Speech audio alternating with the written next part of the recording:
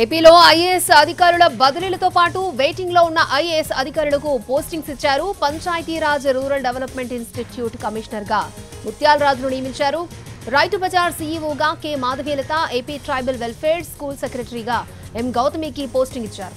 అలాగే ఆయుష్ డైరెక్టర్ గా దినేష్ కుమార్, ఏపీ సాక్స్ ఎండీగా కె నీలకంఠారెడ్డిని నియమించారు. ఇంకా కొన్ని బదిలీలు జరిగే ఛాన్స్ ఉంది. సీనియర్ ఐఏఎస్ అధికారులు శ్రీలక్ష్మి, రావత్, మురళీధర్ రెడ్డి పోస్టింగ్ కోసం వెయిట్ చేస్తున్నారు.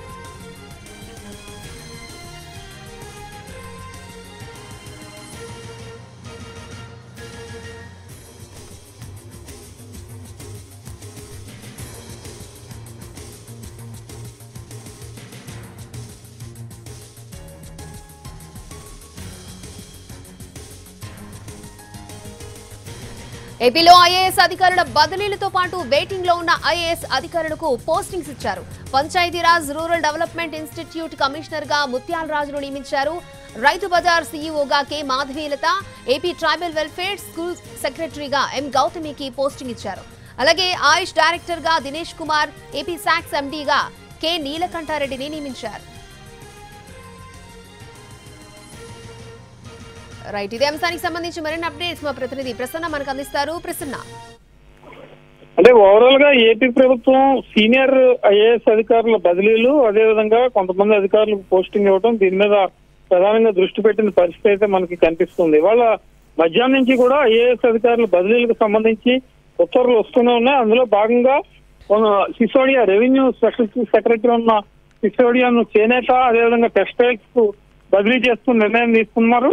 దీంతో పాటు కొంతమంది వెయిటింగ్ లో ఉన్న అధికారులు కూడా బదిలీలకు సంబంధించి పోస్టింగ్స్ ఇవ్వడం జరిగింది. ఏపీలో వెయిటింగ్ లో ఉన్న సీనియర్ అధికారులు Panchayati Raj and rural development state institute commissioner గా ముత్యాల రాజు వెయిటింగ్ లో ఉన్నారు.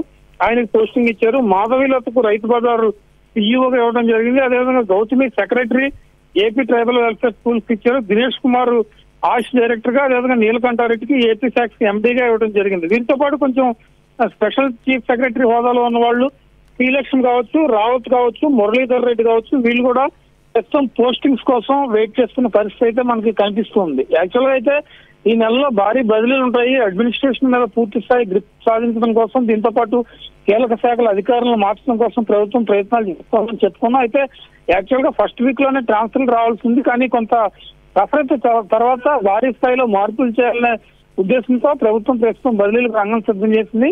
ఇప్పటి వరకు వచ్చిన ఉత్తర్వులతో పాటు ఈ రోజు రాత్రి కానీ రేపు ఉదయం కానీ మరికొన్ని ట్రాన్స్ఫర్లు జరిగే అవకాశం ఉంది. దీంతో పాటు ఐపీఎస్ కూడా నెక్స్ట్ కలెక్టర్లు, కొంతమంది ఐపీఎస్ బదిలీలు కూడా బహుశా వచ్చే వారం ఉన్న పరిస్థితి అయితే ప్రస్తుతం మనకి కనిపిస్తుంది. ఓకే ప్రసన్న.